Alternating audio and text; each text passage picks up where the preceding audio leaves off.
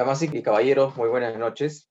Quiero comenzar agradeciendo a los presidentes de cada una de las asociaciones de los países que están representando en este Congreso Internacional de Seguridad Ocupacional y Medio Ambiente. A cada uno de ustedes, profesionales de distintas disciplinas y rincones de todo Sudamérica, que comparten hoy y aquí esta nueva iniciativa por tener lo mejor de la seguridad ocupacional y medio ambiente. A los ponentes magistrales por el aporte para que nos mantengamos actualizados en conocimientos y a todos aquellos que en distintas instancias y con esfuerzo colaboraron en la realización del presente Congreso. En esta era en la que vivimos hay que entender que la educación es un proceso constante, nunca dejamos de aprender. Por último, el conocimiento es una mezcla de experiencias, valores e información que nos permite tomar acciones. El ingeniero especialista en seguridad industrial, sabiendo que el objetivo es el mismo, toma decisiones permanentemente sobre la base de su conocimiento, evalúa riesgos, recomienda medidas preventivas, capacita, hace docencia, investiga, asesora a sus clientes como aspectos más relevantes, todo con el fin primordial de proteger a los trabajadores. Por eso, en este congreso nos centramos en 4 ejes para los desarrollos y exposiciones: seguridad industrial 4.0, sostenibilidad ambiental en la industria, estrategias de seguridad en la planta industrial, habilidades directas en la seguridad industrial y medio ambiente. Damas y caballeros, como director general de la Sociedad Internacional de Ingeniería y Negocios, declaro oficialmente inaugurado el Congreso Internacional de Seguridad Ocupacional y Medio Ambiente. En cada sesión vamos a contar con la participación de ponentes internacionales de Ecuador, Colombia, México y Perú, altamente calificados en la industria de seguridad y medio ambiente. Adicional a ello, he de comentarles que se sugiere apagar micrófonos y cámaras para no generar interferencia en la conexión. A lo largo de la presentación del ponente, ustedes tienen total libertad de realizar sus preguntas por el chat y una vez el ponente finalice, se habilitará un espacio para poder contestar sus dudas e interrogantes relacionados al tema. Como dinámica final del día, se realizará un concurso bajo la plataforma de Kahoot que consistirá en 4 preguntas y viene acompañado con becas y con descuentos adicionales. El día de hoy contamos con la participación de Rainer Rojas desde Ecuador, ingeniero en Seguridad y Salud Ocupacional por la Universidad Internacional SEC, situada en Ecuador, maestrante en Gestión de la Seguridad, Salud Ocupacional y Medio Ambiente en Minería. Cuenta con más de 15 años de experiencia en empresas de clase mundial en minería a gran escala, petróleo, tecnología, construcción y farma en Perú y Ecuador. Actualmente se desempeña como gerente de operaciones de Rescuetech en Ecuador, empresa especialista en seguridad, salud ocupacional y respuesta a emergencias para minería. ¿Quién estará a cargo del siguiente tema? Emergencia Industrial 4.0, identificación, planificación y respuesta segura. Adelante, Reiner. Muy buenas noches con todos. Para mí es un gusto estar el día de hoy reunido de manera virtual con ustedes para hablar de un tema tan importante como es la respuesta segura a emergencias. Agradezco a los organizadores por haberme invitado a compartir la poca experiencia que pueda tener y estoy seguro de que la información que vamos a revisar el día de hoy pues, va a ser bastante interesante. Estoy también ansioso por ver sus preguntas para poder entender el enfoque que ustedes le pueden dar a la información que presente el día de hoy. Bueno, vamos a iniciar con la presentación. El día de hoy vamos a hablar sobre las emergencias y cómo nos vamos a preparar para responder de manera segura. Si me permiten, por favor, compartir la pantalla. Ok, el título de la ponencia el día de hoy es Emergencia Industrial 4.0. Vamos a hablar sobre la respuesta segura y las etapas importantes que son identificación y planificación, ¿no? Esto de acá nos va a ayudar a que tengamos finalmente una respuesta segura. Mi nombre es Rainer Rojas Johansson y antes de iniciar les voy a dar las siguientes recomendaciones de seguridad. Caminar y usar un dispositivo para ver la capacitación o participar en el congreso puede generar caídas. Por favor, tenga precaución. No conduzca u opere equipos mientras participa del evento. El video estará disponible para que pueda revisarlo con seguridad en otro momento. Y en caso de sismo, por favor, identifique las zonas seguras y la ruta de evacuación del lugar donde se encuentra. Si es que está en su hogar, si es que aún sigue en el lugar de trabajo, o si es que está, no sé, en un hotel hospedado, hagamos por favor este ejercicio, identifiquemos por dónde debemos transitar hacia una zona más segura y cuál sería nuestra ruta de evacuación final. Ok, les voy a comentar sobre los procesos de la seguridad y cómo lo veo yo. Yo pienso que la seguridad tiene tres tipos de procesos. Tiene los procesos preventivos, que están orientados hacia la planificación y la evaluación de los factores de riesgo. Todo lo que yo haga antes de que se ejecuten las actividades, para mí son procesos preventivos. Luego tengo los procesos operativos de la seguridad, ¿no? Los procesos operativos son verificar que según mi planificación y según mi evaluación de riesgos, yo esté controlando el nivel de riesgo. Y eso se realiza a través de la supervisión. Por lo tanto, creo que es importante que haya un nivel adecuado de supervisión. No necesariamente el supervisor de seguridad y salud ocupacional debe realizarlo, sino hay que empoderar a las áreas para que todos los trabajadores tengan un nivel de supervisión sobre los controles de seguridad que se han establecido para sus actividades. Y acá también tenemos ya un proceso técnico que es la medición y el control. La medición, pues hay que medir los factores de riesgos, hay que saber de qué tamaño, en qué color, de qué forma, en qué sabor se presentan, para que nosotros podamos establecer controles. Estos controles nos van a permitir mantener un nivel de seguridad adecuado. Y si es que mi proceso preventivo, si es que mi proceso operativo falla, voy a estar generando condiciones de alto riesgo, y cuando esas condiciones de alto riesgo llegan a un nivel en que la energía hace daño al trabajador, pues estamos ante procesos de respuesta. Y esto lo considero yo como seguridad reactiva. Y los procesos de respuesta son bastante importantes y es de lo que vamos a hablar el día de hoy. Vamos a hablar sobre cómo van a ser estos procesos, cómo vamos a identificarlos, cómo vamos a planificarlos para finalmente, una vez que se presenten estos eventos, poder responder. Y es importante comentarles que la seguridad, en la forma como yo la veo, es dinámica, ¿no? Pasa un segundo y el nivel de riesgo varió. Y al ser dinámica, es de manera práctica, es poco posible de que yo enfrente actividades con riesgo cero, ¿no? De manera filosófica, como objetivo filosófico y objetivo de gran nivel, sí podemos hablar, y hablo de seguridad y riesgo cero, pero ya operativamente hablando, en las actividades diarias, debemos tener siempre presente que el riesgo va a estar. Se va a manifestar y, como les decía hace un momento, de un segundo a otro, esto va a cambiar. Así que nuestros procesos de respuesta deben estar orientados hacia nuestros escenarios de emergencia. La construcción de estos escenarios debe ser una construcción técnica, una construcción en donde participe toda la organización, de tal manera que nos permita tomar decisiones en la parte de planificación para que yo pueda establecer cuáles van a ser las acciones seguras. Si no hago esto, pues podemos tener accidentes durante un proceso de respuesta a emergencia y la cura saldría mucho más cara que la enfermedad.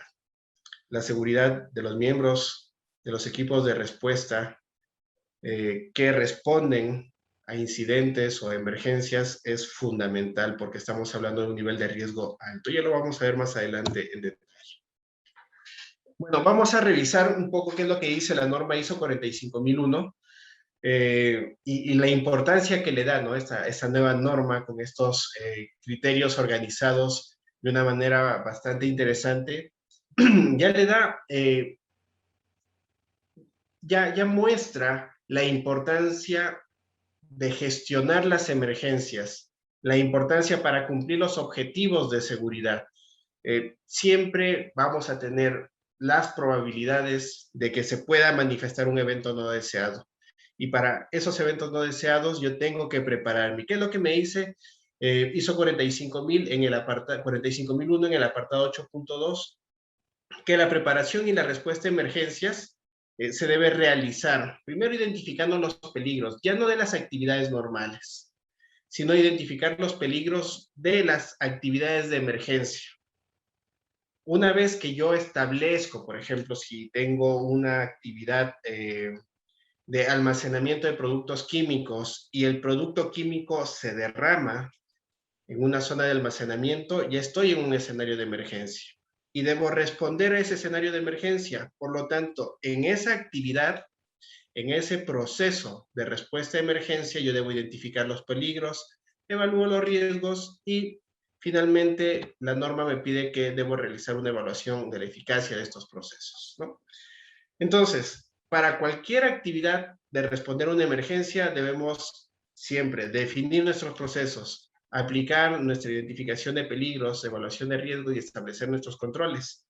Una vez que establecemos el nivel de riesgo al que nos podemos enfrentar en una emergencia, vamos a definir nuestros escenarios de emergencia. Vamos a definir cómo se pueden presentar, cómo voy a responder.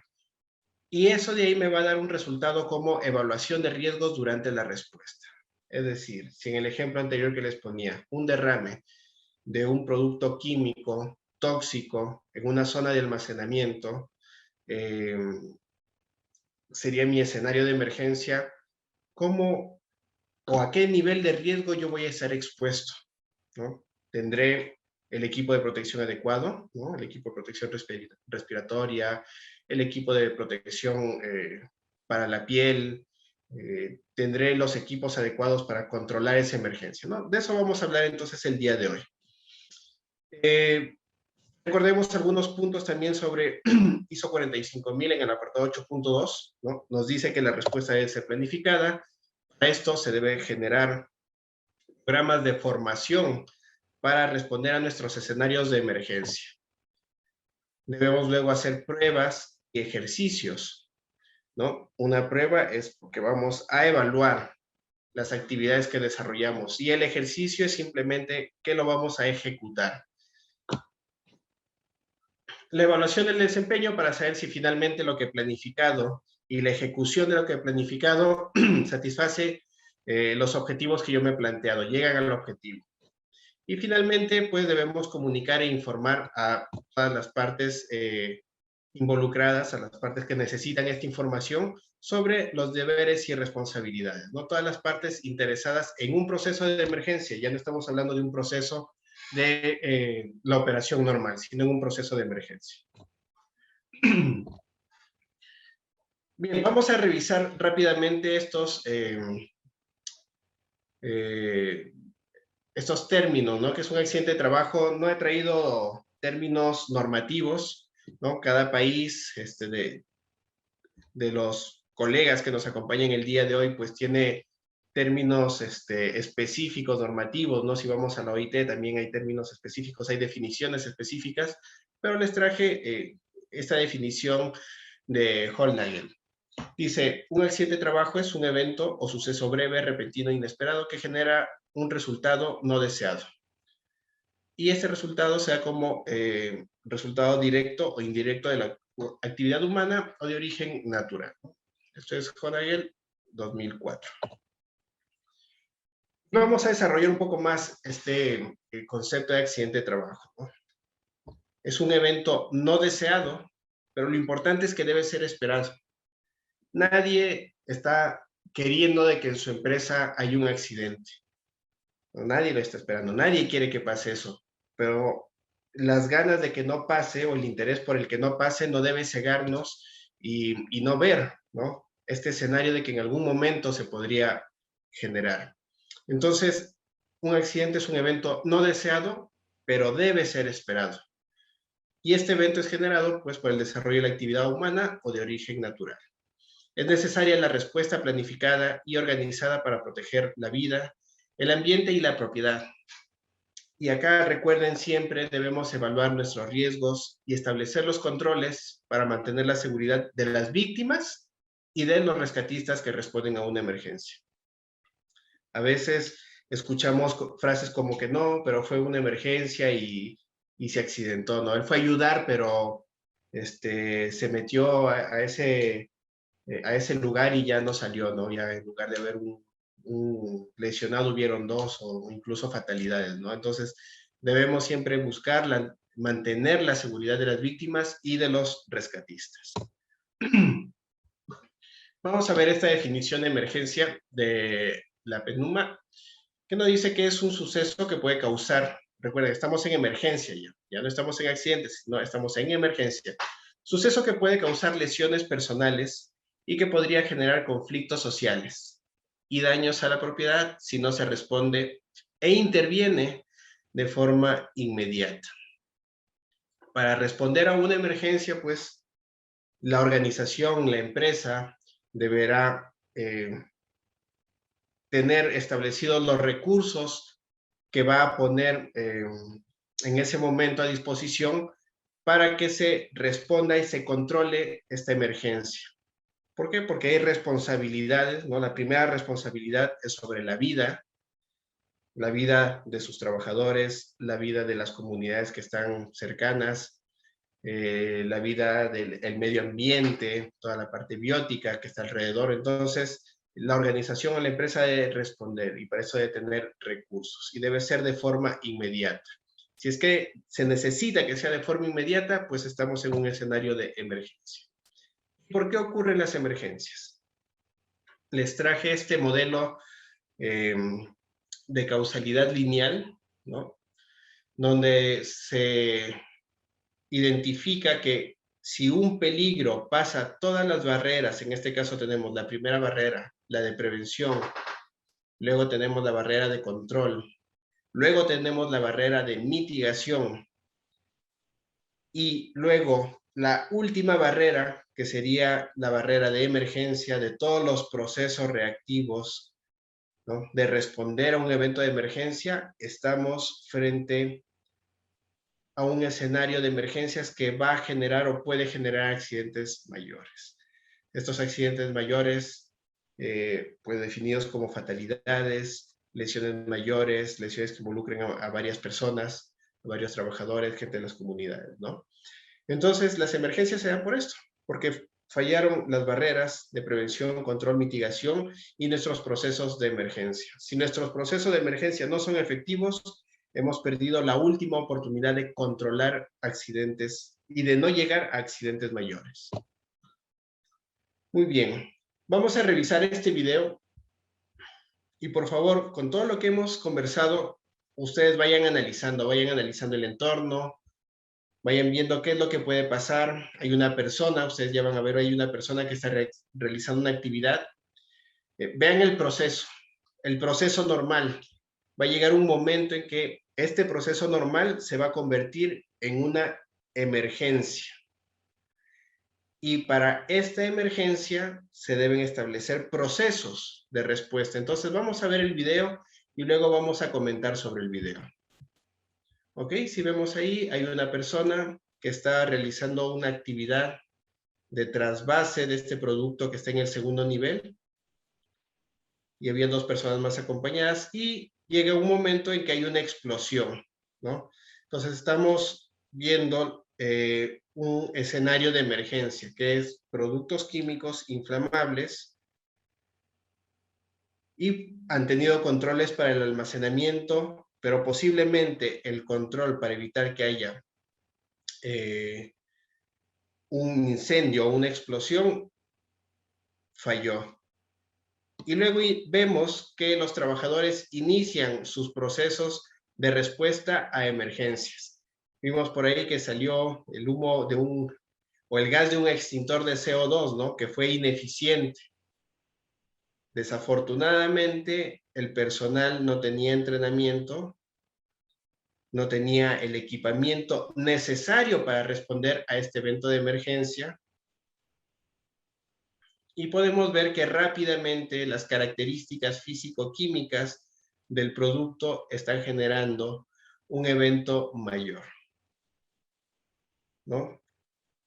Vemos que el incendio se sigue desarrollando y no hay proceso de emergencia. Tuvimos solamente un proceso de emergencia, que era coger el extintor que teníamos disponible, acercarnos y controlar el amago de incendio, que en este caso ya se convirtió pues en un incendio declarado. Ok, seguimos viendo de que los procesos de emergencia no llegan Ya no hay más proceso de emergencia en este lugar. Por lo tanto, estamos ante un evento que podría generar fatalidades, que podría generar lesiones mayores en los trabajadores de este lugar.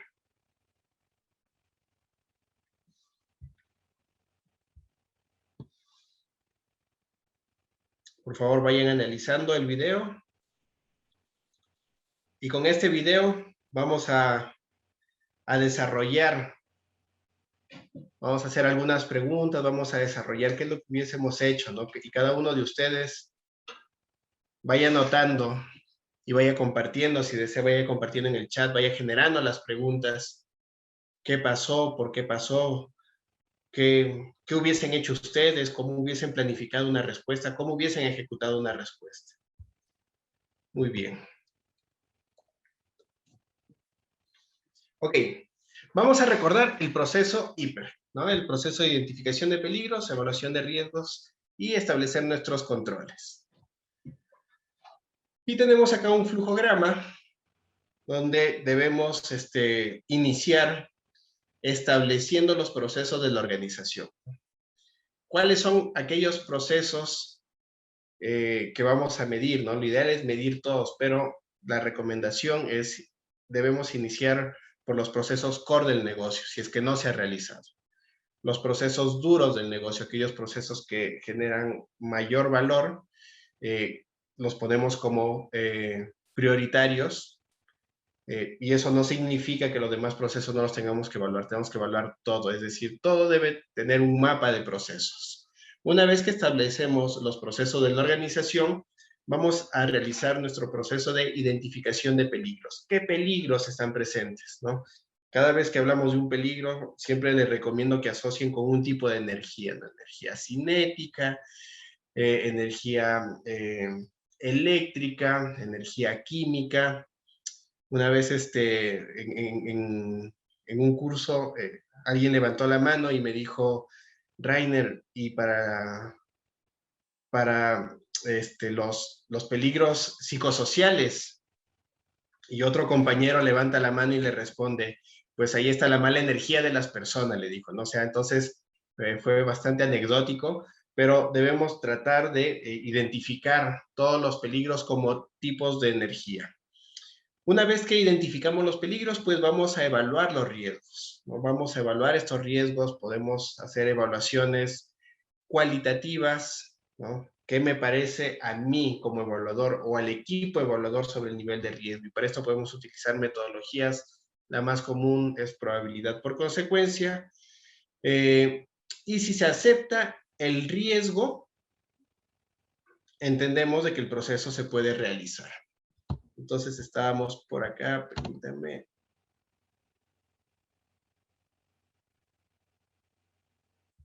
Ok, si se acepta el riesgo, realizamos el proceso.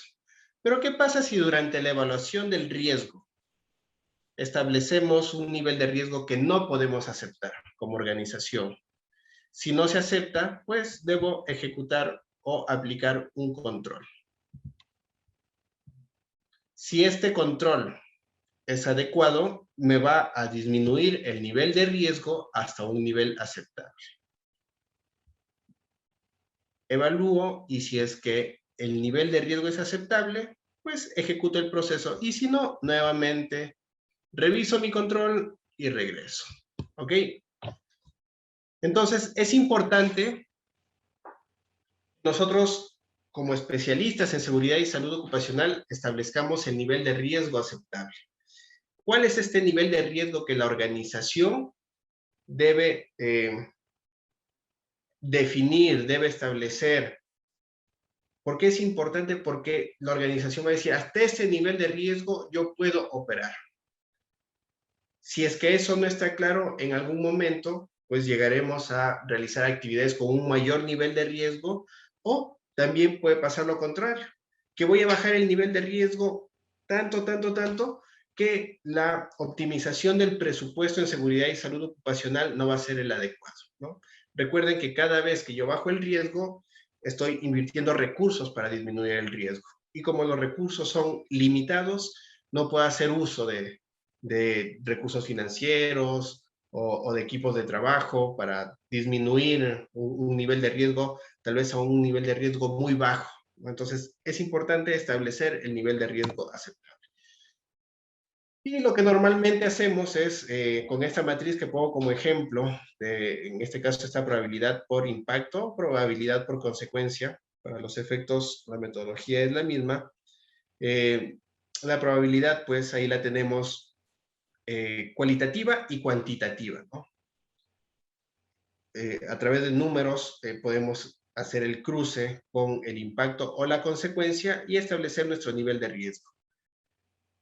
Lo que debemos entonces establecer cuál es el nivel de riesgo aceptable o cuál es el nivel de riesgo operativo o riesgo residual que la empresa dice, ok, yo voy a trabajar, voy a operar hasta el color amarillo. Si es que es así, todo eso es mi riesgo aceptable.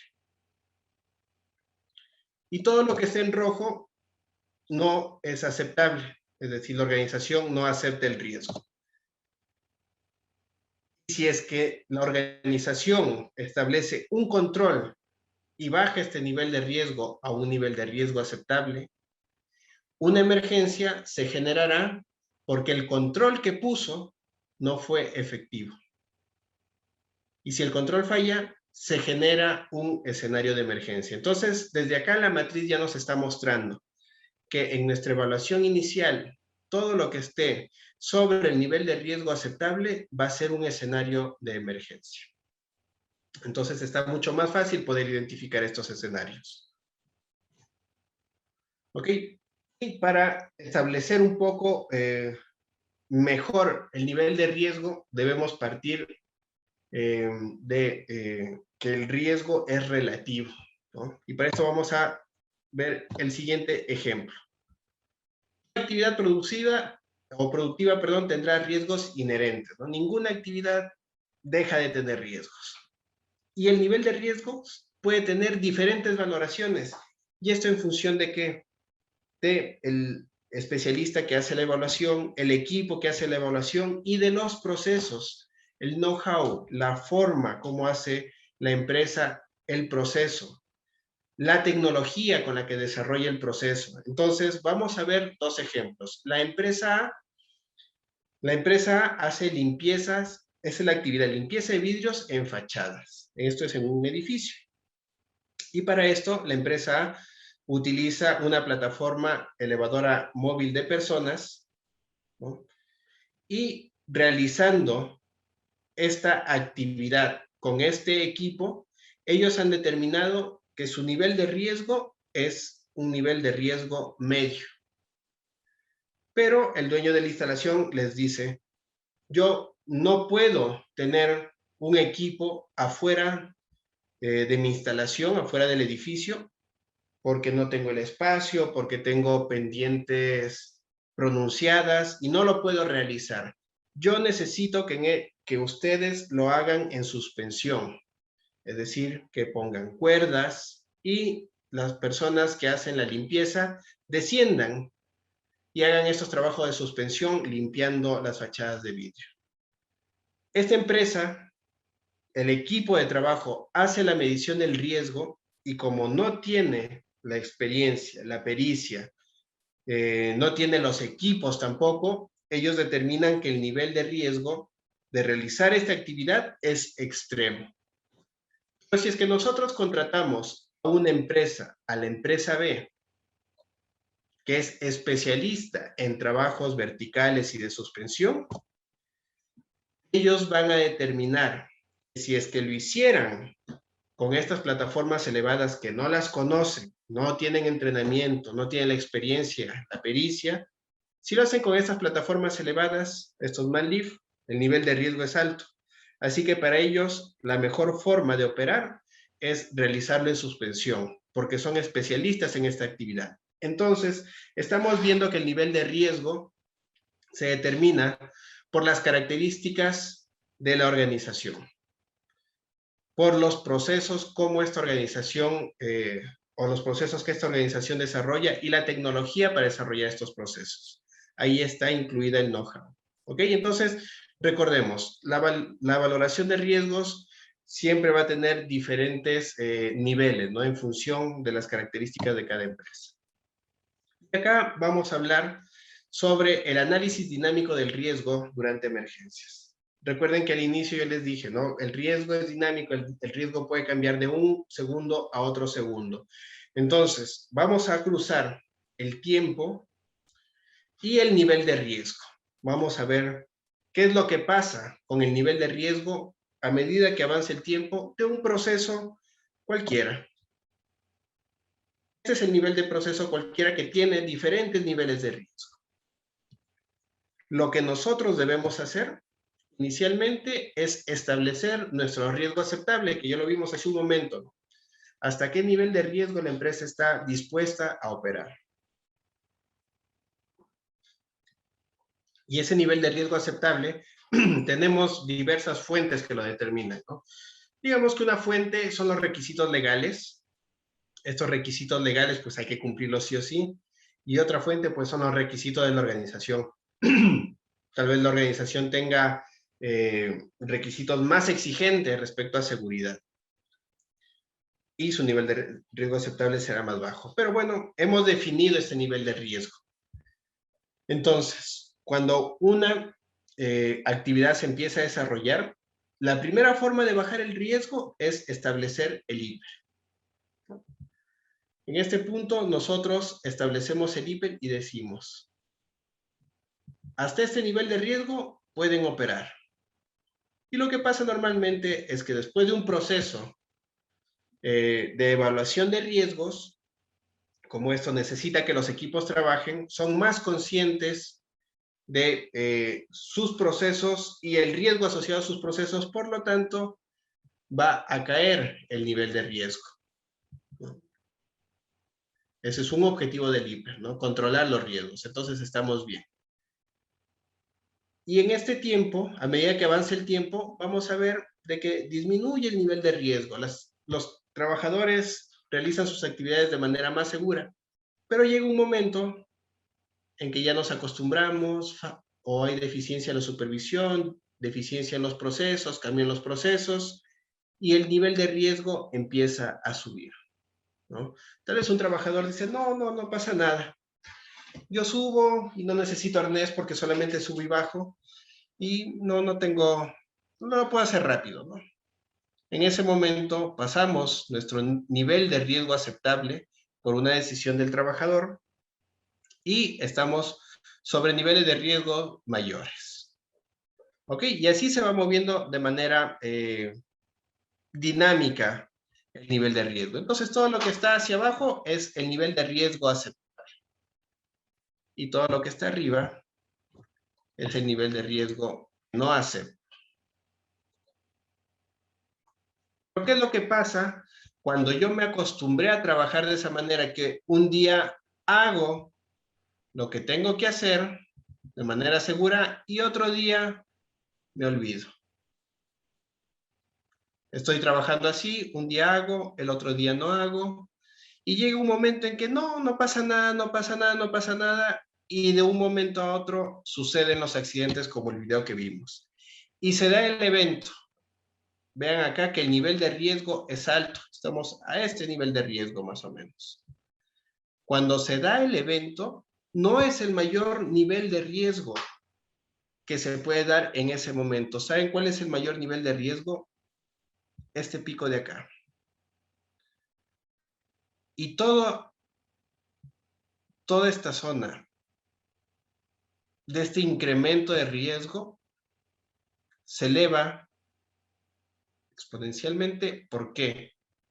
Porque se dan los procesos para responder a una emergencia. Porque en ese momento actuamos y muchas veces no evaluamos el riesgo de responder a una emergencia. Entonces, durante las actividades normales, nuestro nivel de riesgo es fluctuante, a veces pasamos el nivel de riesgo aceptable, pero cuando se da un evento, un accidente, inmediatamente el nivel de riesgo se dispara.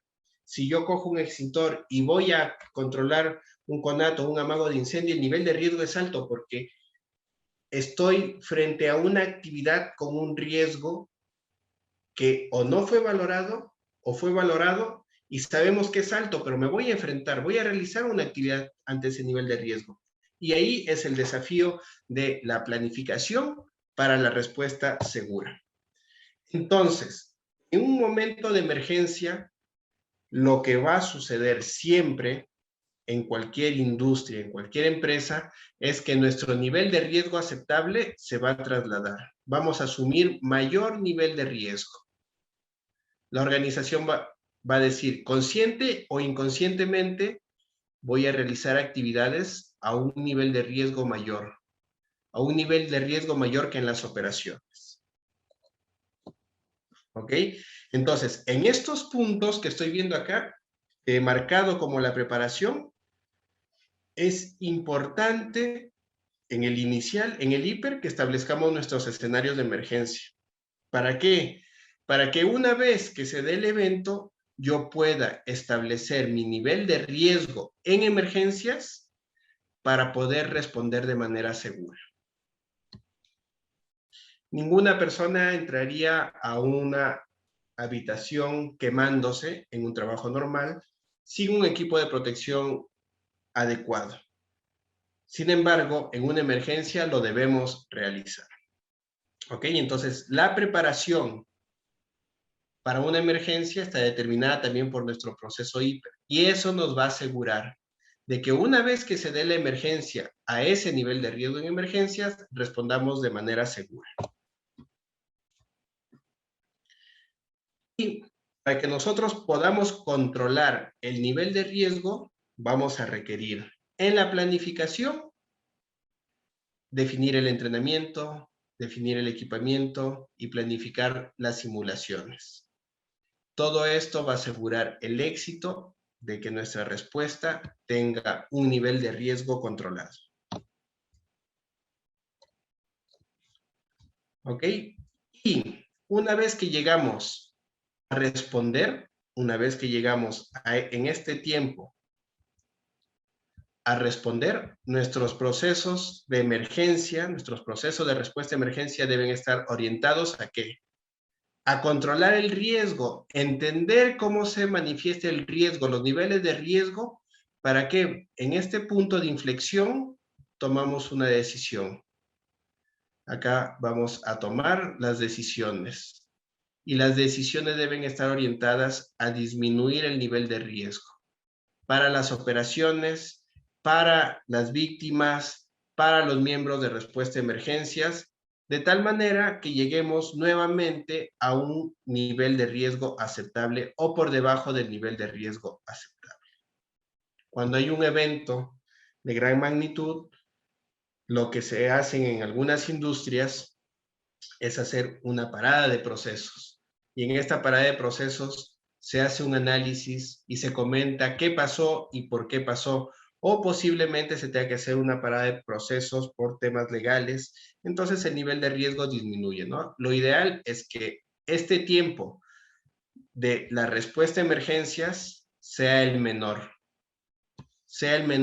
pero con un riesgo controlado, un riesgo para las personas, para el medio ambiente, para asegurar la continuidad del negocio.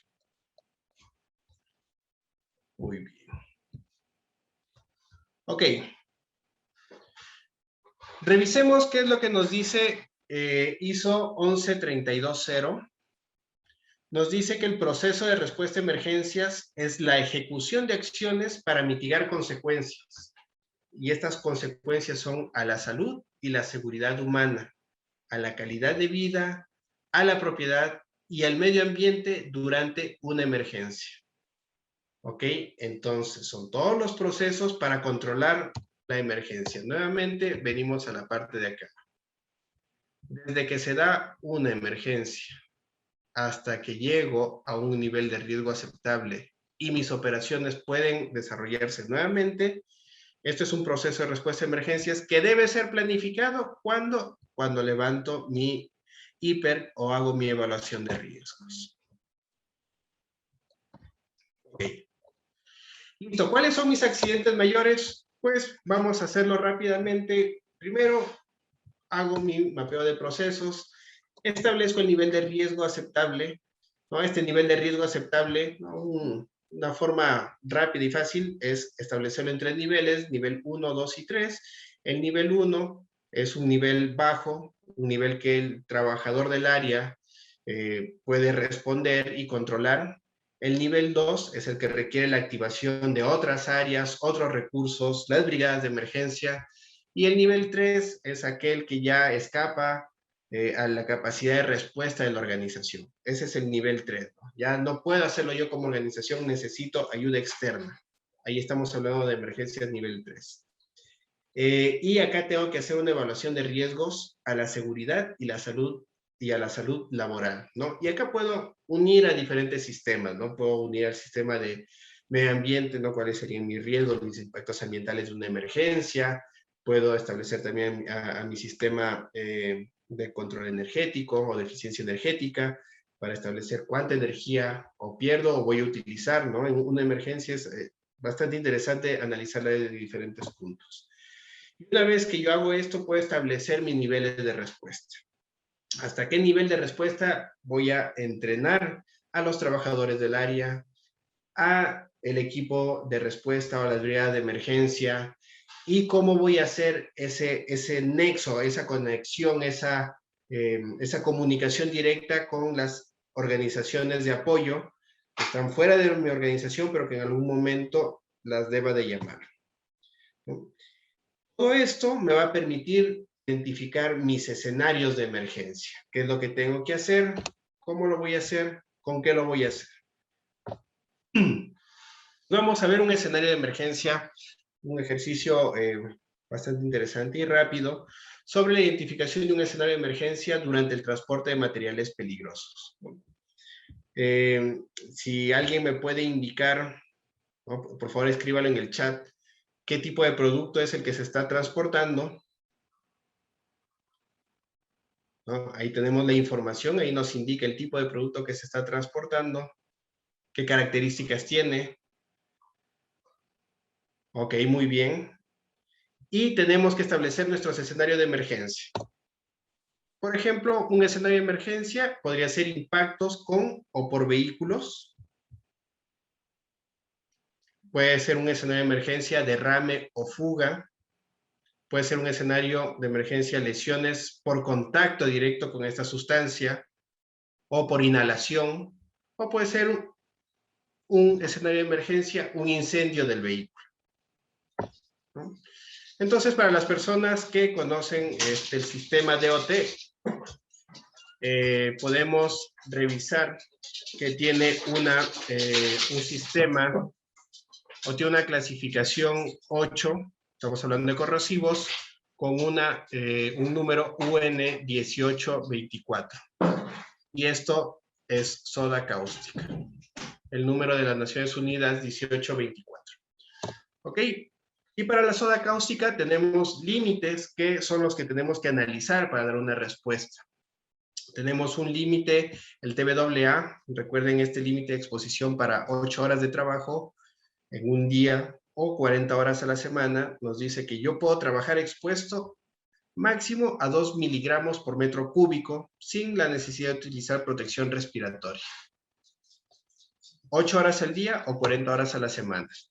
Un IDLH que nos indica que es un nivel de exposición que es inmediatamente dañino para la vida y la salud. Nos dice que 10 miligramos por metro cúbico yo no me podría exponer, porque ya después de una exposición de 30 minutos yo voy a tener problemas, ¿no? Yo voy a tener ya daños en mi salud, ¿no? Entonces ahí tenemos, ¿no? TBAA y DLH. IDLH, recuerden, es 30 minutos de exposición, hasta 30 minutos. Así se genera ese límite de exposición. ¿Ok? Entonces, para la respuesta, ¿qué es lo que necesitaré? Trajes contra salpicaduras, ¿no? Porque estamos hablando de un producto corrosivo, de un líquido corrosivo. Entonces vamos a necesitar traje contra salpicaduras para corrosivos. Necesitamos utilizar protección respiratoria, ¿sí? En este caso se ha definido pues full face con cartuchos para vapores orgánicos o Si es que tenemos disponibilidad de utilizar equipos de aire contenidos o SCBAs, también podemos utilizarlo. Recuerden que estamos en un escenario de emergencia, evaluando nuestros escenarios de emergencia. Y tenemos que ir un paso más allá. Tenemos que establecer técnicamente cuál es el que nos va a proteger. Si en el lugar de derrame nosotros tenemos, teóricamente hubiésemos hecho una medición y tenemos 264 miligramos por metro cúbico, esto para las personas que conocen sobre materiales peligrosos, la zona roja o la zona caliente es la que está más próxima al derrame. Luego tenemos una zona fría, una zona tibia que tiene, en este caso, 6.8 miligramos por metro cúbico. Tenemos menos cantidad de soda cáustica y tenemos una zona fría donde tenemos 1.2 miligramos por metro cúbico. Durante nuestro proceso de identificación y planificación de la respuesta, yo debo establecer solamente, vamos a ver el tema de protección respiratoria. Podríamos ver otros, pero nos vamos a concentrar en protección respiratoria. Voy a analizar qué tipo de protección respiratoria voy a necesitar y cuál es eficiente y cuál es el que me protege para una emergencia. Recordemos soda cáustica, el TBAA para 8 horas de trabajo, 2 miligramos por metro cúbico, el IDLH, 10 miligramos por metro cúbico.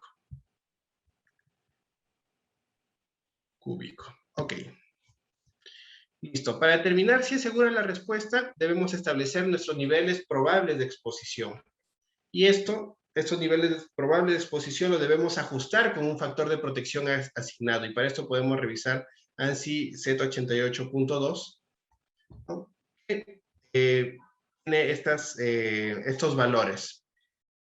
Según el tipo de respirador que nosotros usamos, hay un factor de protección asignado. Por ejemplo, las KN, que ahora en pandemia se conocieron bastante, o las N95, que son respiradores libres de mantenimiento, tienen un factor de protección asignado de 10. ¿No? Las de media cara, con filtro, con cartucho, también tienen un factor de protección asignado de 10. Luego tenemos nuestra full face, ¿no? Que era el ejemplo que nosotros habíamos puesto. Tiene un factor de corrección de 100, un factor de protección asignado de 100. Tenemos los PAPR o los SCBA, que son ya de presión positiva, ¿no? El PAPR tiene un factor de protección asignado de 1000 y un SCBA tiene un factor de protección asignado de 10.000. ¿Qué es lo que tenemos que hacer? Corregimos los valores teóricos que nosotros podemos establecer de acuerdo a nuestro escenario de emergencia y hacemos la corrección, ¿no? Por ejemplo, para los respiradores libres de mantenimiento, si es que utilizo un respirador libre de mantenimiento en la zona fría, divido 1.2, lo divido para 10. En total me da, como resultado me da 1.12 miligramos por metro cúbico. Miren acá que en la zona fría yo podría trabajar hasta 8 horas sin necesidad de protección respiratoria, porque mi TBAA es 2 miligramos y yo tengo 1.2 miligramos. ¿No? Si es que vamos a la zona tibia, a esta zona que es un corredor de reducción de la contaminación, un lugar donde se hace la limpieza de las personas que están trabajando en el derrame, y mido que tengo 6.8, ya no puedo trabajar 8 horas, ¿no? Podría exponerme como máximo 30 minutos, ¿no? Por mi IDLH. 6.8 es menor que mi IDLH, ¿ok? Pero si quiero protegerme, que debería protegerme, puedo utilizar una full face, ¿no? O podría utilizar una semi máscara o la de media cara con filtro o cartucho, porque ahí me va a dar 0.68 en la zona tibia. Es seguro utilizar entonces una de media cara. Pero para la zona caliente, el lugar donde hay mayor cantidad de concentración del contaminante, yo no puedo utilizar ni un respirador libre de mantenimiento porque excedo mi IDLH, ¿no? Me da como resultado 26.4, no puedo utilizar una de media cara. Podría utilizar menos de 8 horas una full face, pero los equipos que me van a proteger frente a este escenario son los de presión positiva, los PAPR o los SCBA, ¿no? Entonces, este ejercicio es el que debemos hacer una vez que nosotros vamos determinando nuestros escenarios de emergencia. ¿Ok? Entonces, si tienen alguna pregunta, por favor, no olviden ponerla en el chat, que al final vamos a estar respondiendo a las preguntas, las inquietudes que ustedes tengan. Ok, muy bien. Criterios para desarrollar los planes de emergencia. De manera general, ¿cómo vamos a desarrollar nuestros planes de emergencia? Pues es importante empezar a conocer, una vez que ya conocemos nuestros escenarios de emergencia, tenemos que determinar cuáles son las características que deben tener mis miembros de las brigadas. ¿Qué capacitación les debo dar? ¿Qué equipamiento les debo dar? ¿Qué infraestructura? Tal vez necesitan infraestructura específica para guardar sus equipos, ¿no? De acuerdo a lo que dice el fabricante, para que estos equipos estén operativos. Recuerden que en una emergencia tenemos un nivel de riesgo altísimo, ¿no? Tenemos que ver cómo se debe organizar estos equipos de respuesta a emergencia. Tenemos que revisar también, tenemos que analizar si necesitamos personal especializado. Es decir, tal vez un asesor que de manera externa pueda darme soporte cuando tenga una emergencia, ¿no? Entonces, dentro de nuestra planificación también estará. ¿Necesito asesoramiento externo? ¿A quién? ¿A quién debo recurrir para este tipo de emergencias? Debo establecer mis criterios de planificación de la respuesta.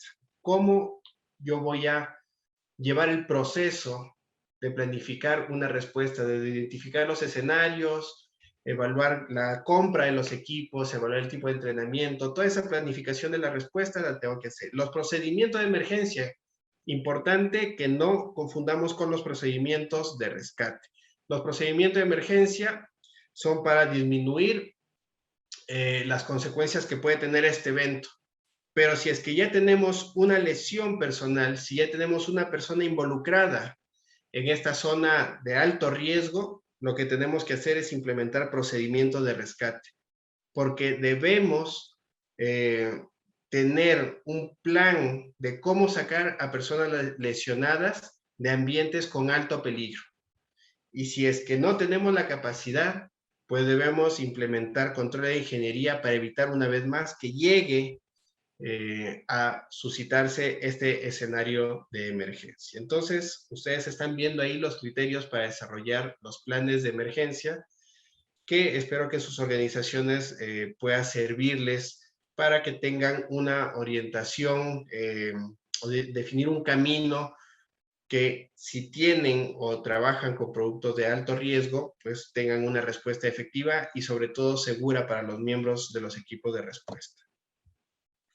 Ok, como conclusiones, pues vamos a ver que los procesos de respuesta a emergencias son el último control para evitar accidentes mayores, para llegar a fatalidades, lesiones importantes o lesiones de varias personas, ¿no? Son nuestro último control. Por favor, no dejen de verlos durante su planificación, durante sus actividades que realizan, no dejen de ver estos controles para ver si son efectivos o si serán efectivos una vez que se ejecuten.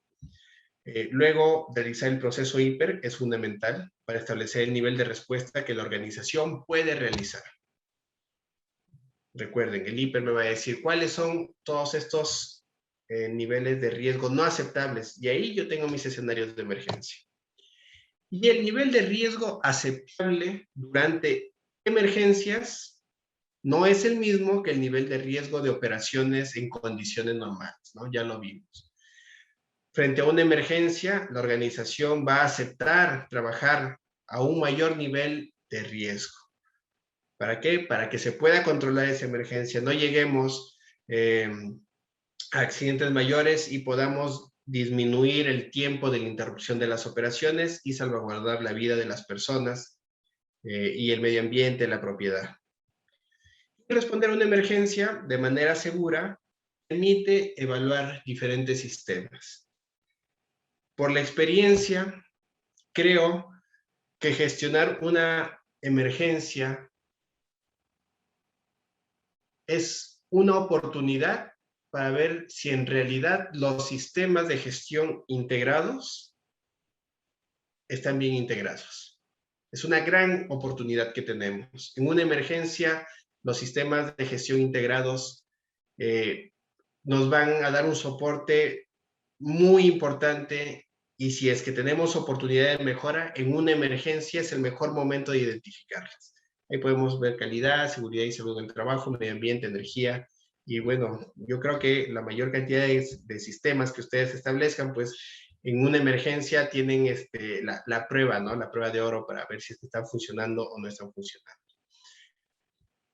Muy bien, muchas gracias a todos por su atención, gracias por este tiempo, espero que tengan muchas preguntas, y es momento pues de ir a la ronda de preguntas e interactuar con ustedes. Les agradezco mucho por su tiempo y su atención. Gracias. Muchas gracias, Reiner. A ver, tenemos la primera pregunta de Mateo Acosta. El control de una emergencia también genera peligros para los brigadistas. ¿Qué tan positivo es considerar la aplicación de sistemas de respuestas automáticos para disminuir o eliminar los riesgos al controlar una emergencia?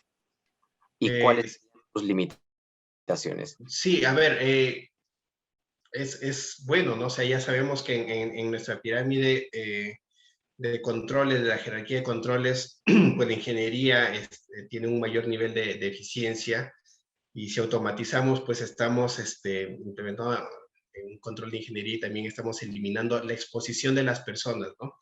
Sin embargo, al ser un sistema, pues debemos tener siempre la opción B, que es que el sistema puede fallar y es necesario que haya un equipo que dé soporte para que el sistema pueda arrancar nuevamente, o que este equipo de personas realice el control.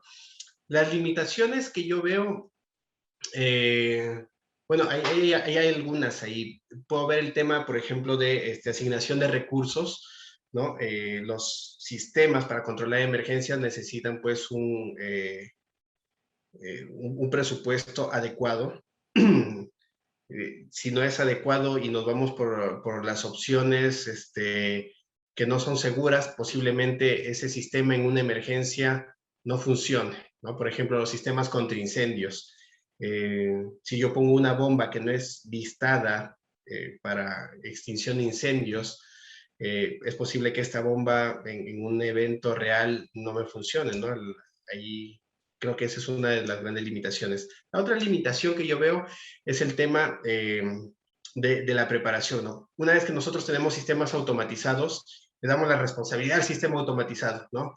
Y olvidamos muchas veces hacer el entrenamiento del equipo de personas que le vaya a dar soporte en caso de falla del sistema automatizado. Entonces, creo que esas no son las principales para mí. Perfecto. Esperemos que hayamos respondido la pregunta de Mateo, y gracias por intervenir. Ahora vayamos con la segunda pregunta de Yanira Valencia. Nos pregunta, ¿qué factores se toma en cuenta para plantear un nivel de riesgo aceptable dentro de una industria minera? Ok. El nivel de riesgo aceptable, si es que hablamos de riesgos a la seguridad y salud en el trabajo, pues van a estar definidos por los objetivos de la organización. Las industrias de alto riesgo son de alto riesgo, o sea, hablar en una industria minera de superficie subterránea sobre tener periodos con 0 lesiones es bueno, pero en algún momento vamos a tener lesiones. Eso es lo que nos dice la estadística, ¿no? La historia. Van a haber lesiones.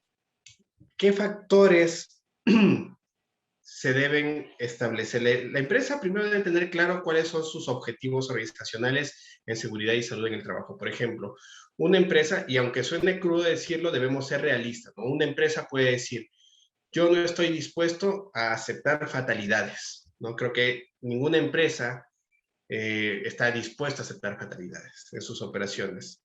Pero, ¿y si hablamos de amputaciones? Las amputaciones suceden y las empresas, o sea, tienen que poner esto en blanco y negro y decir, ok, sabemos que históricamente, estadísticamente, este tipo de actividades puede generar amputaciones en dedos, ¿no? Entonces, tengo que prepararme para eso. mis objetivos de seguridad, entonces, deben estar alineados a los procesos que yo realizo y a la realidad de los procesos que realizo. Eh, ¿Cuáles serían otros factores? Serían el tema de presupuesto, la asignación de presupuesto que yo le puedo dar para cumplir estos objetivos, ¿no? Yo puedo decir 0 accidentes, pero hago también 0 inversión en seguridad, entonces no soy coherente, ¿no? Si digo, ok, no quiero tener en riesgo de incendios en este almacén del video que vimos, ¿no? Tengo que poner un sistema de detección, tengo que optimizar el sistema de trasvase, tengo que poner diferentes controles para que la energía estática se disipe, pero esto me cuesta $80,000. No lo puedo hacer. Entonces tengo que asumir el nivel de riesgo, ¿no? Y eso sería un tema de presupuesto también. De acuerdo. Hablando del tema de presupuesto, tenemos la siguiente pregunta por Jesús. ¿Cómo podemos sustentar un presupuesto real ajustado a la medida para los niveles de respuesta que necesita una organización? ¿Cuáles son tus sugerencias? Ok, yo creo que los últimos 2 años, o bueno, desde que inició la pandemia, la gestión de riesgos recibió una bofetada porque hasta el 2019, si es que alguien le preguntaba a una persona qué tan probable es que haya una pandemia mundial y que se detenga el mundo, la persona hubiese dicho es muy poco probable, ¿no? Ahora entendemos, después de haber pasado todo este proceso, que la probabilidad es alta. ¿Cómo podemos defender este presupuesto? ¿Cómo podemos defender nuestro programa?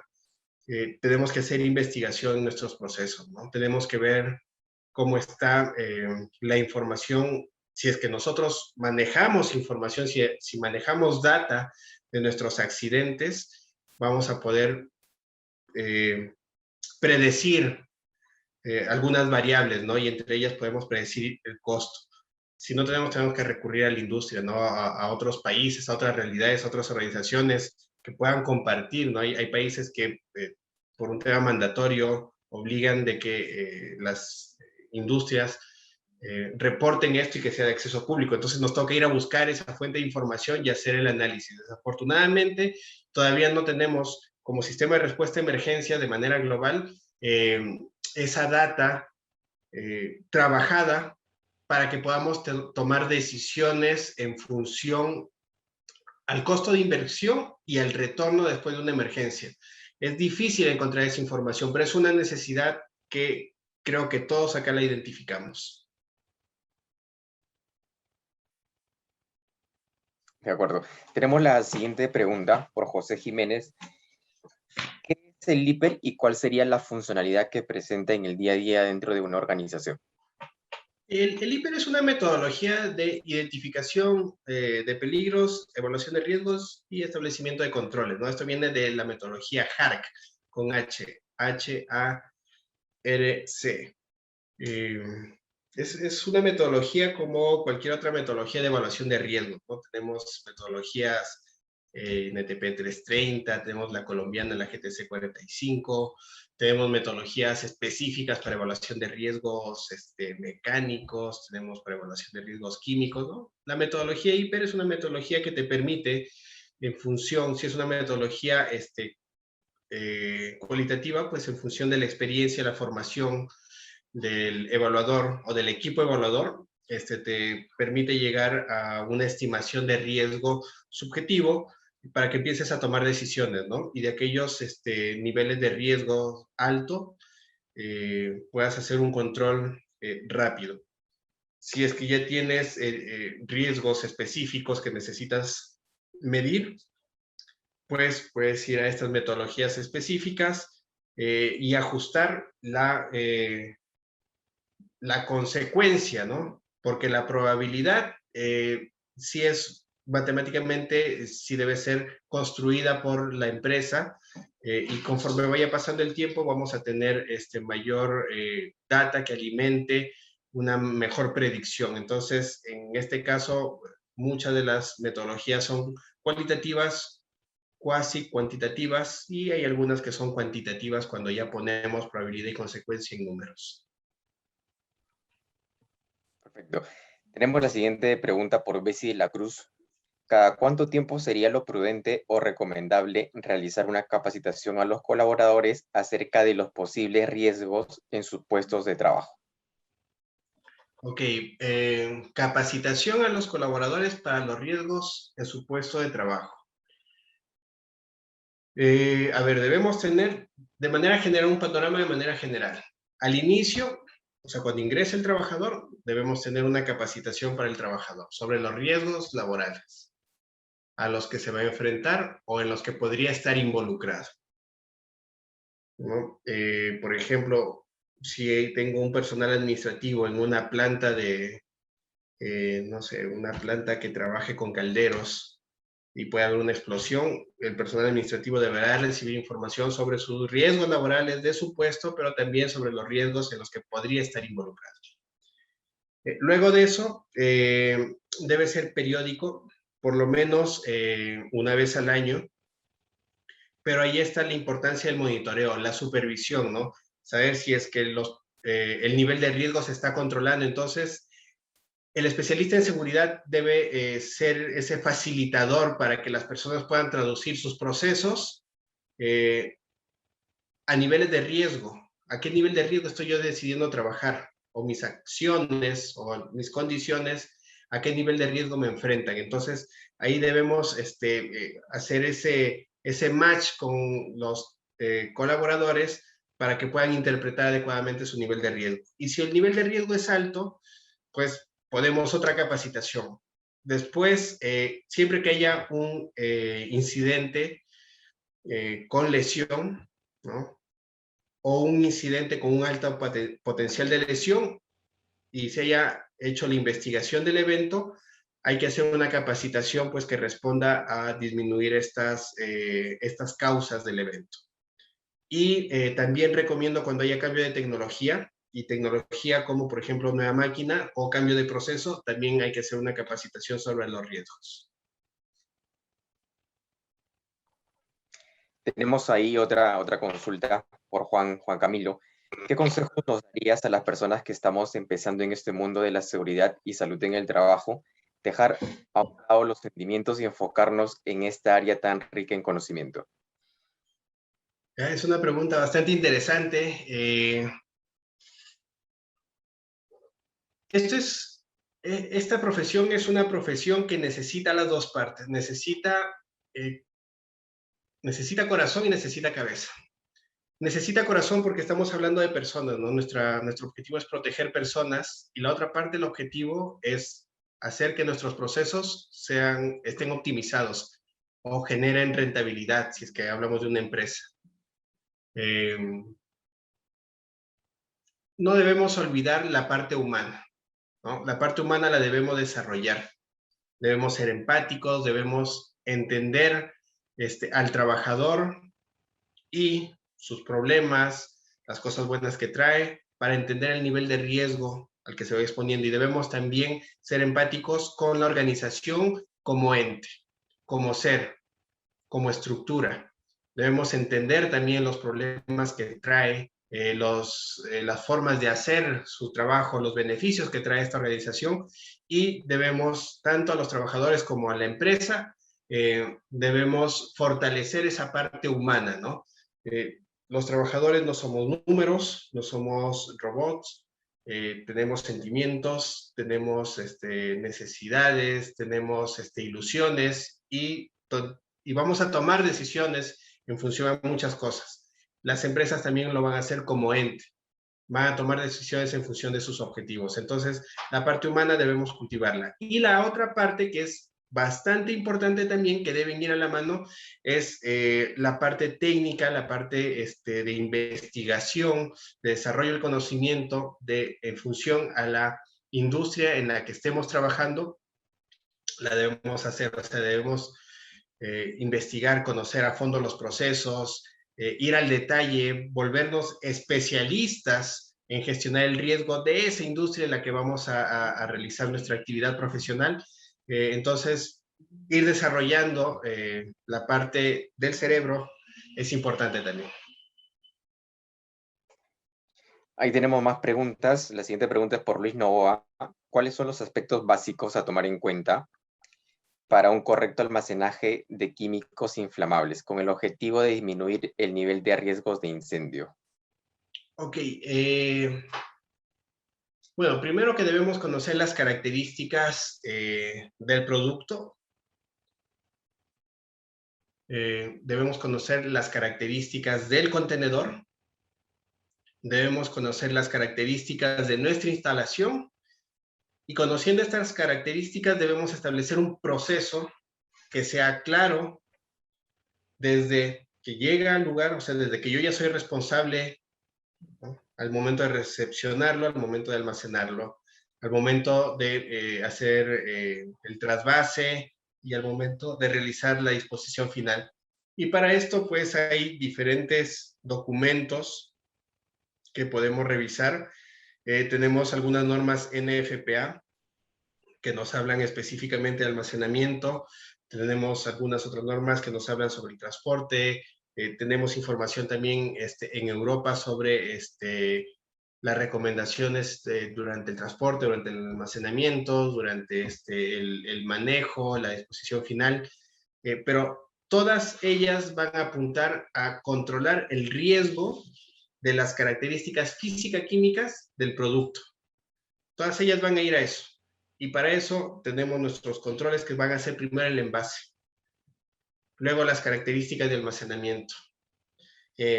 Acá, por ejemplo, en el video que pusimos, que vimos, no había un sistema para disipar la energía estática y se estaba haciendo una descarga, pues, de un contenedor hacia un contenedor más pequeño y los líquidos, pues, generan fricción. Si tenía una bomba manual, también genera fricción. Las personas también almacenamos energía estática, y si es que no hay un sistema de aterramiento, pues hay que poner un sistema de aterramiento. Hay que ver, el fabricante te va a decir cómo es que se debe almacenar su producto, porque el fabricante también te va a enviar en el envase y ellos van a conocerlo. Entonces hay que apoyarnos ahí en el fabricante y en estas normas que les había comentado. Tenemos las tres últimas preguntas. Percy nos comenta, ¿las hojas MSDS ayudan para respuestas de emergencia? Sí, correcto, Percy. Las hojas MSDS, o ahora llamadas SDS, o Safety Data Sheet es ahora, ¿no?, con el sistema globalmente armonizado, o FDS en español, que es la ficha de seguridad. Sí tienen un apartado donde nos van a indicar, por ejemplo, para respuesta a emergencias, qué hacer en caso de primeros auxilios, ¿no? Contacto directo, ingestión. La hoja MSDS o SDS nos va a dar las indicaciones puntuales por cada producto.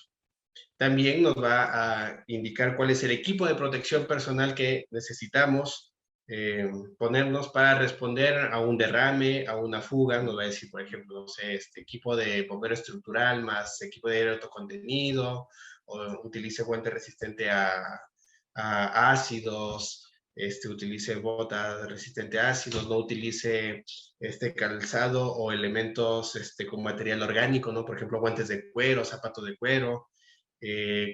Nos va a dar las indicaciones de los equipos de protección personal que necesitamos, y también nos va a indicar qué debemos hacer en caso de vertido accidental al medio ambiente, ¿no? O sea, cuáles son los procesos básicos para evitar de que haya una contaminación o la contaminación se extienda. Y también nos va a dar los procesos de remediación ambiental. Entonces, la hoja SDS es una fuente de información muy importante, ¿no?, porque es ya más específica, más puntual en función de las características del producto. Pero recuerden que esto es para un solo producto. Si es que ya tenemos un derrame con diferentes productos, pues vamos a necesitar apoyo de un especialista que pueda determinar cuáles son las características en ese momento de la mezcla de productos para poder establecer procedimientos seguros.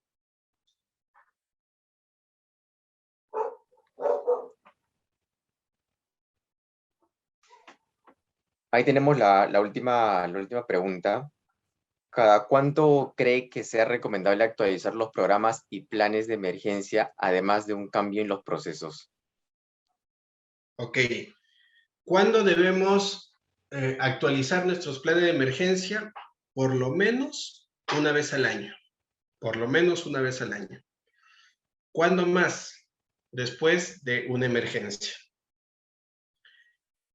¿Cuándo más? Después de una evaluación, un simulacro o un ejercicio en donde la aplicación del procedimiento generó un nivel de riesgo que no pudo ser controlado. En esas tres condiciones, yo realizo una actualización de los planes de emergencia. Perfecto, Reiner. Muchas gracias ahí por solventar ahí las dudas que había de los participantes. Por ahora, ¿hay alguna duda que ha quedado pendiente? Estaríamos respondiendo a la interna, ¿correcto? Vamos a pasar a una última dinámica que vamos a realizarlo en Kahoot. Para ello, por favor, les invito a ingresar a al siguiente enlace, que sería www.kahoot.it. Esta dinámica va a estar teniendo premios, se va a estar sorteando becas y también sesiones personalizadas de BI en relación a lo que son los KPIs de seguridad industrial, ¿no? Ahora voy a compartir mi pantalla. Para poder empezar con la dinámica, por favor, les agradecería que puedan ingresar al siguiente código, que vendría a ser el 7868576.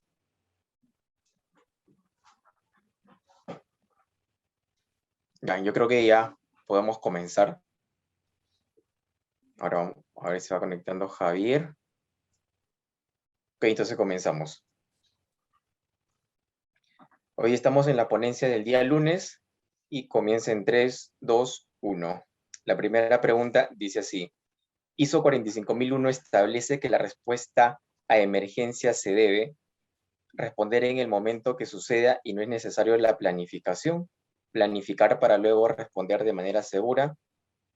No se debe responder porque puede generar mayores problemas, o ISO 45001 no establece criterios para la respuesta a emergencias. 4, 3, 2, 1. Tenemos 18 aciertos. La respuesta correcta es planificar para luego responder de manera segura. Correcto, ¿no? Es importante revisar la norma ISO 45001 en el apartado 8.2, donde nos indica de que para realizar la planificación nosotros debemos hacer el proceso de evaluación de riesgos, y esto con el fin de tener el proceso de respuesta segura. Perfecto. Entonces continuamos. Siguiente. A ver, vamos a ver quién está liderando la lista. Mateo Acosta está liderando, le sigue Catherine y continúa Alondra. Vayamos con la siguiente pregunta. Y dice así: el nivel de riesgo que se debe aceptar durante la respuesta a una emergencia es igual que el nivel de riesgo de las operaciones normales, es mayor que en las operaciones normales, menor que en las operaciones normales, ninguna de las anteriores. Nos quedan 10 segundos para poder contestar la pregunta. 5, 4, 3, 2, 1. La respuesta correcta es mayor que en las operaciones normales.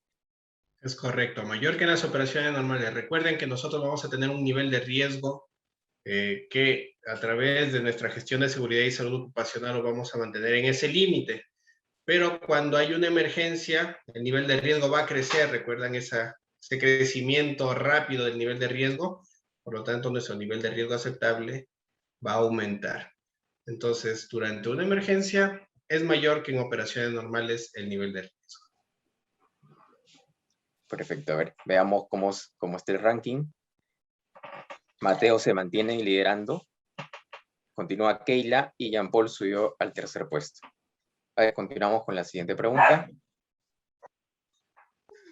Un accidente ocurre debido a falla en los controles de seguridad y salud en el trabajo. El 100% es causado por malas prácticas de los trabajadores. No se puede prevenir en un accidente, es fortuito, o ninguna de las anteriores. Tenemos 20 aciertos.